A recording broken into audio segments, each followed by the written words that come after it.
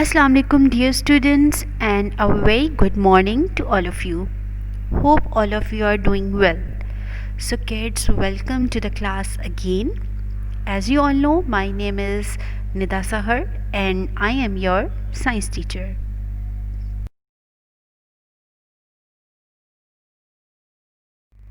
So dear students, as you all know that we have started our chapter 6 investigating matter. In today's lecture, I am going to review the points that we had discussed previously in this chapter. And I'm sure you remember all the points that we had discussed in this chapter. We had talked about matter, volume, states of matter, in which we had discussed solid, liquid, and gas. We also had talked about the changes in states of matter, in which I had discussed in detail physical change and chemical change. We had also talked about solute, solvent and solution and saturated solution. So students, let's begin with the review.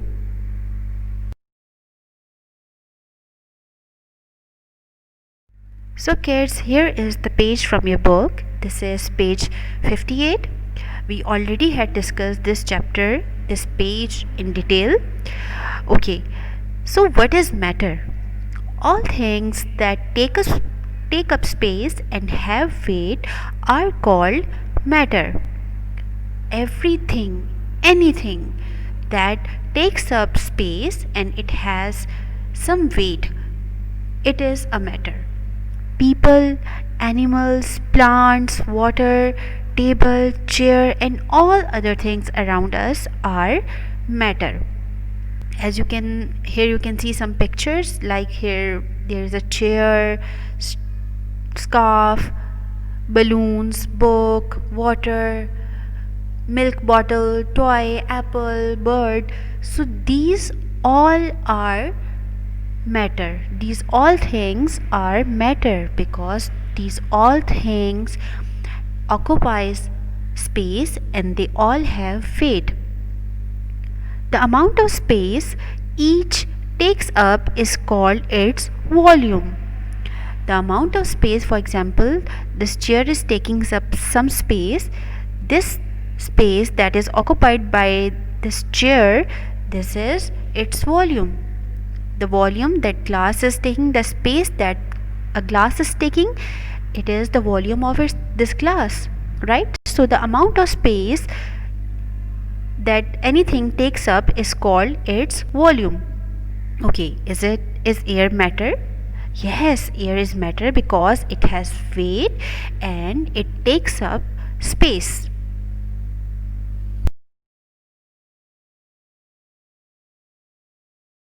So kids, now I'm sure you all know that what is matter. Everything we see around us is matter. Anything that has weight and it takes up space is matter. Matter is made up of molecule, and on the basis of the arrangements of these molecules there are three states of matter: solid, liquid and gas, right? Okay, now on page 59, states of matter. As I have already discussed that there are three states of matter on the basis of the arrangement of their molecules or particles. There are three states of matter: solids, liquids and gases. Solids. If we move a brick from one place to another, it does not change its shape or the space it occupies.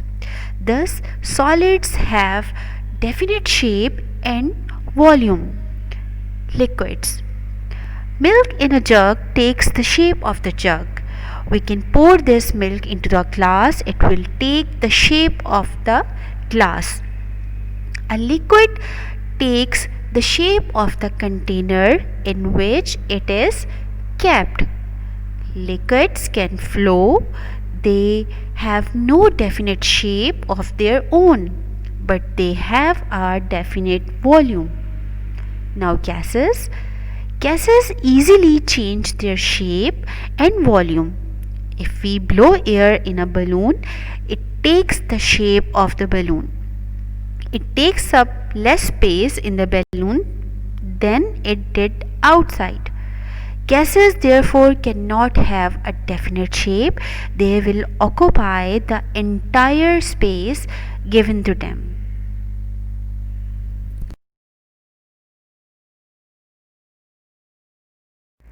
So kids, as you all know that there are three states of matter: solid, liquid and gas. And these three states of matter have different properties because of the arrangements of molecules in them, right? Okay, on page number 60 here you can see the differences between a solid, liquid and gas. Solids, it has a definite volume and it has a definite shape. Now liquid, it has a definite volume, it does not have a definite shape, it takes the shape of the part of the container it fills. Gas, it does not have a definite volume, it takes the shape of the container. It does not have a definite shape, it takes the shape of the whole container. Clear? So solids have definite volume and shape. Liquids have definite volume but they do not have definite shape. They takes the shape of the container, part of the container it fills. And gases does not have a definite volume, neither definite shape. Clear? So students, here you can clearly see the arrangement of molecules in the three states of matter. Here you can see the particles of solids, particles of liquid and particles of gases. The molecules that make up solid are arranged in regular and repeating patterns. The force of attraction between the molecules held them together tightly. However, these molecules can vibrate or move slightly. These particles are tightly packed to each other. That's why solids have a definite shape and a definite volume. Now here you can see the arrangement of the particles of liquid. The particles or molecules that make up a liquid flow easily around one another. The force of attraction between molecules keep them from flying apart. Liquids take the shape of the container in which they are kept. They are not tightly packed to each other but they can move freely from one place to the other. That's why liquids do not have the definite shape. They take the shape of the container in which they are kept. Now here you can see the particles of gases. The force of attraction between the molecules is negligible. They can fly or freely move from one place to the other place. They can move freely to the all directions. The force of attraction between the molecules are not strong enough to hold them together. That's why gases neither have a definite shape nor a definite volume. Clear? Okay, now on page number 60, matter can change its states. As you all know, there are three states of matter: solid, liquid and gas. Matter can be converted from one state to the other state. Many solids can be easily changed into liquids and gases. Many liquids can be easily changed into solids and gases. Matter can change its state. For example, here you can see ice cream. Ice cream is a solid. If you keep the ice cream in freezer, when you put ice cream out of the freezer, it will start melting. And when it will start melting, it will convert from the solid state to the liquid state. So that is the change in state of matter, right? And when you keep water in the freezer for freezing, it will change its state. Water is a liquid, and when you put that water into the freezer, it will convert into an ice, and ice is solid. So that is also a change in state of matter, right? Okay kids, now on page 61, if we take a chunk of clay and break it into small pieces, its shape changes, but it still remains clay. Such changes in which the substance does not change is called a physical change. Breaking a piece of glass or slicing bread are also physical changes. If we tear a piece of paper, it remains a paper. This is a physical change. But if we burn the piece of paper, it changes into smoke and ash. This is not a physical change. Smoke and ash are different kinds of matter. They are different from paper. Such change in which a new substance is formed is called a chemical change. Baking a cake in the oven is also a chemical change. Eggs, milk, sugar and flour change in the oven to produce a different kind of matter, right? Here you can see examples of a physical change and a chemical change.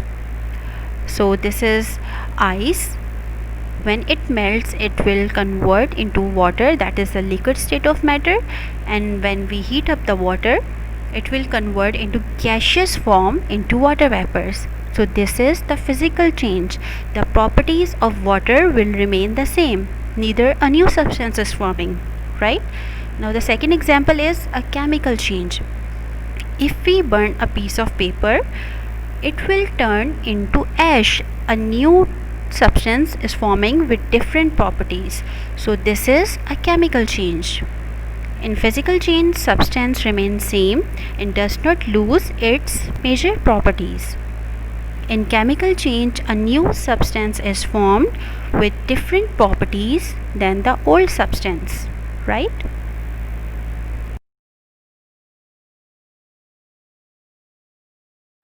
And then we had talked about the changes in matter, and we had discussed two types of changes. There are two types of changes that occur in matter: physical changes and chemical changes. In a physical change, matter changes form but not chemical identity. Substance remains same and does not lose its major properties. And examples of physical change include melting of ice, chopping wood, or slicing bread, right? And what is a chemical change? In a chemical change, a chemical reaction occurs and new products formed.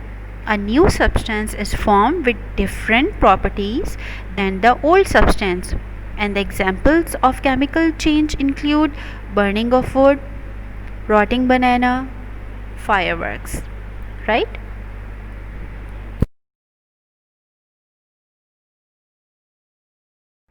Here you can see some more examples of physical and chemical changes from your daily life.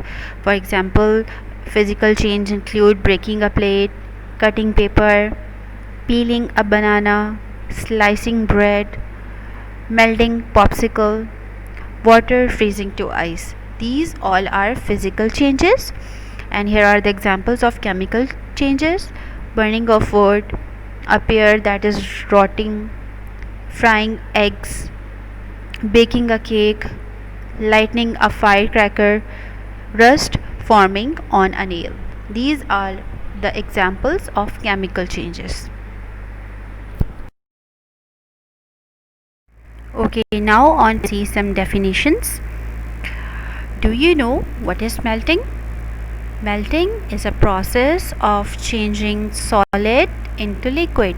The conversion of solid into liquid is called melting. For example, the melting of ice. The conversion of ice into water is the example of melting.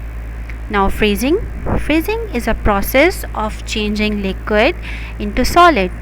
The process of conversion of liquid into solid is called freezing. For example, if you put an ice tray into a freezer, this is the liquid form. If you put the water, right, and after freezing, after the time, it will change into the ice cubes, that is solid. So the conversion of process of changing liquid into solid is called freezing. Now boiling is a process of changing liquid into gas. If you heat up the water, it will convert into water vapors, that is gaseous form. So the process of conversion of changing liquid into gas is called boiling.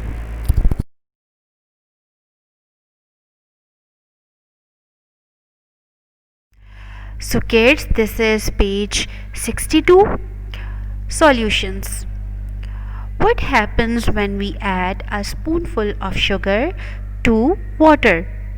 The sugar disappears and the water tastes sweet. The sugar has dissolved in water. This is a solution of sugar in water.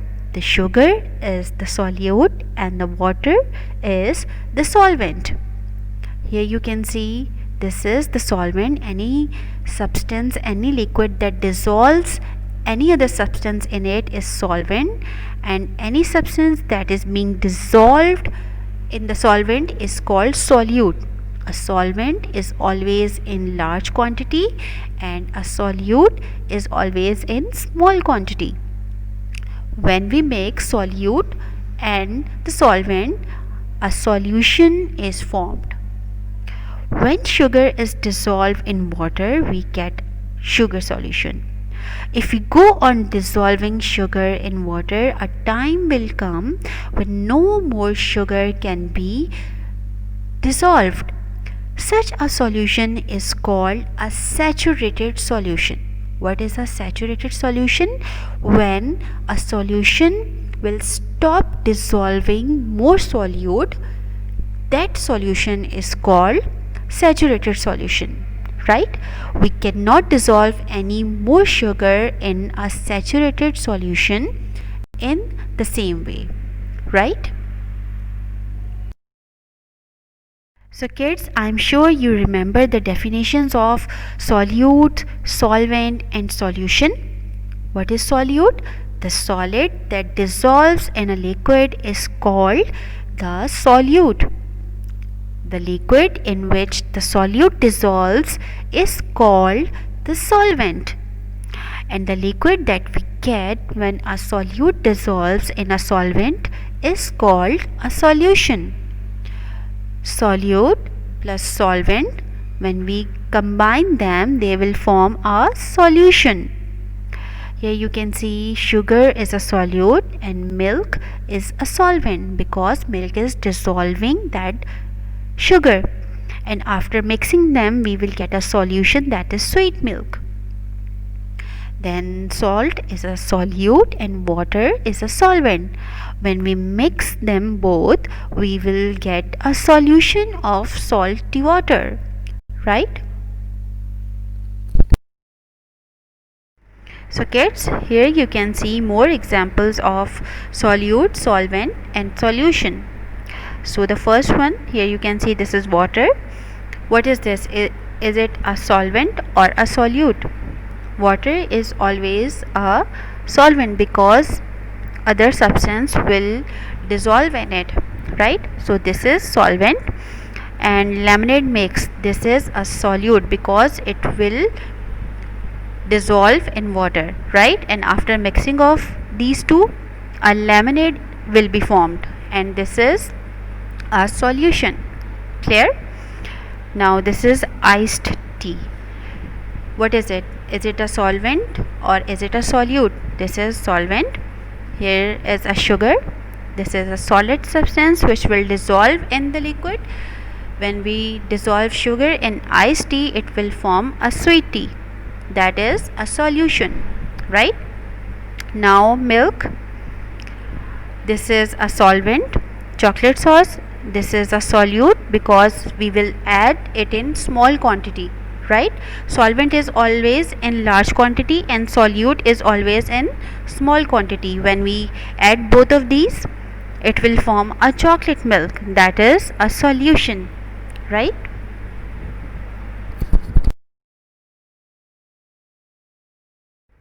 Okay, now what is a saturated solution? A saturated solution cannot hold any more solute at a certain temperature. For example, this is a cup of tea. If we add 1 spoon of sugar in it, it will get dissolved. If we add 2, 3, 4 or 5, they will dissolve in this cup of tea. But if we add more sugar in it, if we add 12 spoons of sugar in it, it will not dissolve, right? So the point at which the solvent stops dissolving solute, that point, that solution is called a saturated solution, right? For example, this cup of tea has capacity of dissolving 5 spoons of sugar. After that, it will not dissolve the sugar at that temperature. So that solution is called saturated solution. A saturated solution cannot hold any more solute at a certain temperature, right? We cannot dissolve any more sugar in saturated solution in the same way, right? Okay, kids, now it's your turn. You have to read the chapter thoroughly, and I'm sure you already have highlighted the main points. And I'm sure after watching this video, you would be able to tell what is matter and what are its 3 states. Can you define melting, freezing, and boiling? What is a physical change? Can you give 3 examples of physical change from your daily life? What is a chemical change? Can you define solute, solvent, and solution? What is a saturated solution? So kids, that is all for the today's lecture, and I am sure everything is well understood. I am going to see you in the next class. Till then, all of you stay home, stay safe, and study hard. Take care, and Allah Hafiz.